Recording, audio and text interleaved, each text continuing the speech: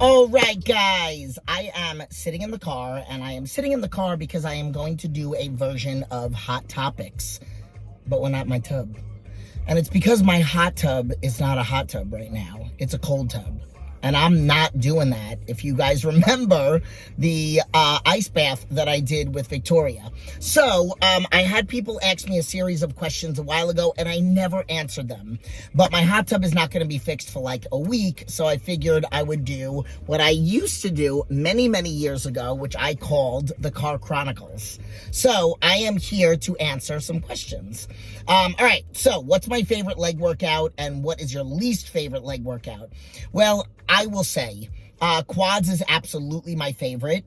Pendulum squats, leg extensions, hack squats sometimes are my favorite. Bridges are not really my favorite, but I really do like doing them because I want my booty to grow. And my least favorite is hamstrings, or was hamstrings, but now I'm starting to love them because I believe in manifestation, and I believe in, energy and all that other stuff. And if I constantly keep putting this like energy towards I hate hamstrings, I personally feel like they're not going to grow. And I think that that's a body part that I really need to work on. So that's why I'm doing some of the things that I'm doing and changes that I'm making with my workouts. So there's that.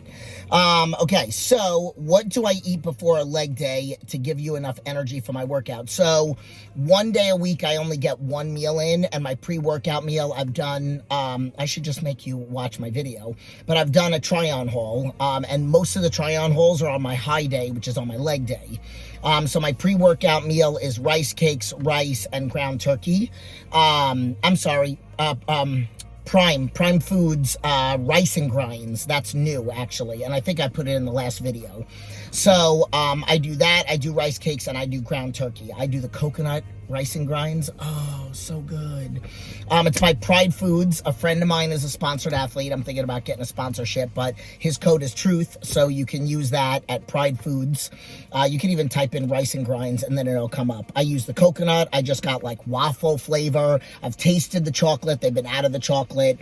Everybody loves peanut butter. I like the coconut better. But that's what I eat pre-workout. On all other leg days, I get in 2 meals before. So my first meal is steak, potatoes, and rice. And now I'm just switching to sweet potatoes because I love them. I'm 204.56. Could I give you a piggyback ride? I could, but will I? Doubt it. Not a question, but I have to say that you are absolutely sexy and beautiful. Thank you. How do you rearrange workouts when the equipment is being used? I do work out at a gym where there's like 3 different leg extensions, so there's always something available. Even at LVAC, when I would occasionally work out over there was still equipment for me to use. There's still 3 leg extensions over there. Sometimes and here's the thing, you got to not be afraid to ask somebody, how many sets do you have? They should be done anyway. So if they're done, then you could then use it. But if they're not, then I'm sure they're taking enough breaks where, like, if they take a 2-minute break, you could jump in, and it might take you a minute to do your set. So that's what I would say. And then yeah, I really think that it's just going to be about asking, and then maybe use it to your advantage. Maybe one workout, do an exercise that you've been doing at the end of the workout and do it in the beginning, and then the week after that, do it at the back at the end, and see if you can hit the same numbers that you hit in the beginning of the workout. That's what I make my clients do, and that's what I sometimes do. How much do I eat? You're gonna have to go and watch one of my try-on hauls, the latest one. Go on my channel and look for it. Favorite body part to train? I already answered that. Am I single? No, I am not. What's my training split? So that is new. The last time I answered this question, it was different. As of right now, I'm going back and forth as to whether I want to do any upper body. I might hit delts on Monday. I might not. I might give myself 3 rest days. I am officially now training 4 leg days. I'm training like a wellness girl trains, but I'm not transitioning to wellness. I'm never going to get back on stage. My upper body is never going to get smaller, and it's way too big for wellness. I'm not going to train back for a while. I'm taking off from training back. But I might hit a little bit of rear delts and calves on a Monday, or I might completely take off and start doing like hot topic videos every single Monday. Then Tuesday I do quads with Andy. Then Wednesday is my off day. Thursday, which is what I just did today, which is what I just filmed, heavy glutes and heavy hamstrings with Danielle. We do heavy RDLs, heavy bridges. You probably just saw the video. And then Friday is lighter glutes and heavy quads. And then Saturday off, and then Sunday back to heavy hamstrings and heavy glutes. So I'm hitting quads twice. I'm hitting glutes twice heavy, once light. Hamstrings twice heavy, once light.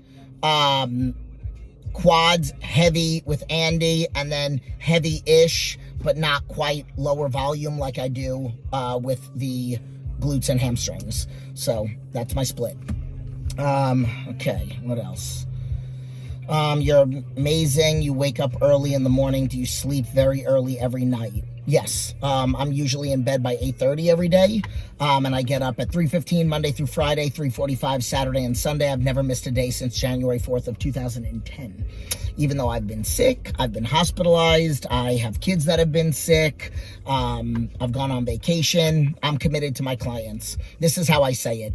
Every single day they're emotionally connected to food, so every single day I'm not gonna take a break from them. I'm just as motivated, if not more, motivated to get up and support them. I say sometimes that I need them more than they need me. So even if I go on a second honeymoon, or if I go on a vacation, whatever, I'm still going to get up in the morning because it gets me up and because I love what I do. It doesn't feel like work. And it's just a couple hours to support people that need me. Like I'm a different kind of coach. So if anybody out there is interested in coaching, is emotionally connected to food, I know what I look like, but I don't coach bodybuilders. So, you know, I specialize in getting people. Right now, I have a client, lost 150 pounds with me, was pre-diabetic, not pre-diabetic anymore, and now she's pregnant. I have clients with fused spines. I've had a client that had 3 knee surgeries, not from me, from stuff that happened at work. I've had clients that have been hypothyroid and within 2 weeks off medication. I've trained 16-year-olds. I've trained 84-year-olds. So I could do everything. My average client is between 36 and 65, 35 and 65. I train men and women. I can help somebody bulk. I can help somebody with recomp. I can help somebody drop a few pounds. I can help somebody with very aggressive goals. So, I'm not going to answer that one. Can you talk about wearing the waist trainer? I did a video on here. So once you're done watching this, you can go to the channel and then type in waist trainer. And I did a whole video about how it works, how I use it, how long I've been using it. I think I even put a tutorial on how to put it on. Okay, how do I get quads like yours? I will say it's going to take time. I've been building my quads for 8 years. So I just say bring intensity to your workout. You don't have to switch it up very much. I've been doing the same quad workout basically. Like it's most of the time it's hack squat, leg press, and leg extensions. Sometimes we switch it up and we go pendulum squat. On the days that I do hack with Andy, I'll do pendulum on my other day. But you don't need to get fancy. It's just going to be about the basics. Sometimes we do drop sets. Sometimes we do rest pause sets. Sometimes we just do straight heavy sets. So again, you super slow negatives. Full range of motion, absolutely. Okay, so can you be my man? No. Me and heels, geez, thank you. Say how epic and gorgeous you look, thank you. I am a real goddess, thank you. What are my glute measurements? Today in the video with Danielle, it was 41. I was sitting at 40.5 for a while, 40.25, and then I was up to 40.75. Today during the workout, it got up to 41. So I'm probably going to measure tomorrow and then again on Saturday and then see what like my true number is. Somebody said, thank you and Victoria, love you guys together. We are actually finally, after like 3 weeks of not filming, we're going to be filming again. How much do you eat? I'm at about 4,900 calories now. Okay. Then how do imbalance on hormones affect your mental health? 100%. But I believe that your hormones can be off, but your mental state can not be affected. Because I believe a lot of it is in your head. So like if you believe that you can do something, you can do it. I've said it very rarely happens, but there might be a day that like I'm just feeling really off. I don't know if it's hormones. I don't know what. I'm 46, maybe premenopause. I don't know. But I walk into the gym and I see my friends. I see Danielle. I jump up and down and I say, I like myself. I like myself. I like myself. I talked about that in a video. You know, I always say that on the days that I'm coming off of being sick, sometimes I have some of the best workouts. And I think it's because I wasn't feeling good, but I forced myself to go into the gym. So psychologically, I told myself, I can do this, and then I did it. And because I proved to myself that I did it and I didn't give in from coming off of being sick, I have some really incredible workouts. But I will say that there are certain things that like your energy levels can be very, very low from hormone imbalances. So it would be good to get some blood work done. And that's it. But a lot of the times, I will tell you this, hormone imbalance or not, I don't think you need to be on medication. You just need to like clean up your food. So that's why I say, like, I've gotten people off like I had a woman that was diabetic and on high blood pressure medicine, and within 2 weeks she was off all of it. I've had 2 guys and 1 girl that was on thyroid medication, two within 2 weeks and 1 within 3 weeks off medication, not hypothyroid anymore. So, you know, I believe that food is 100% where you can make adjustments. Anxiety and depression, this is just what they said, but I believe that a lot of that also comes from life choices, people that you surround yourself with, and food. Being good at time management. These are the things that I coach people on. So all these things are factors into helping anxiety and depression. Reading. When I first got out of the hospital, I had a nervous breakdown at 23 years old. When I first got out of the hospital, I read the 4 Agreements, Celestine Prophecy, The Secret. Then Tony Robbins came out with Awaken the Giant Within. I listened to that. I didn't buy it. I listened to the CD and I would listen to it in my car. These are all incredible reads and they can literally change the dynamic of your life. Then I listened to Can't Hurt Me by David Goggins. I listened to that 4 times. First time I just listened to it. Second time I listened to it and thought about how I was going to do the challenges. Third time I did every single challenge before I moved on to the next chapter. And then I listened to it a few years later just as a refresher. How do I stay driven even though you might not want to? I want to because I want to motivate people. I want to inspire people.